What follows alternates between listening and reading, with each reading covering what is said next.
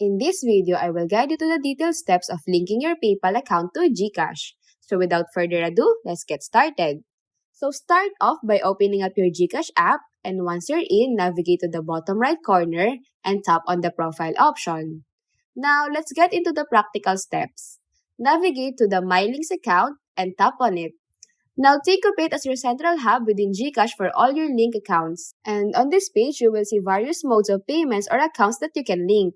Since we're going for PayPal, then go ahead and tap on the PayPal option.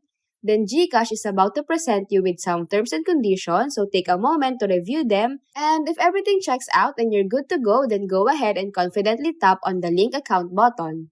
Now, once you initiated the process, GCash will redirect you to PayPal where your confirmation is needed.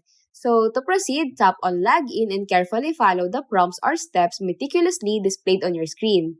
This step ensures a secure and seamless connection between your GCash and PayPal accounts.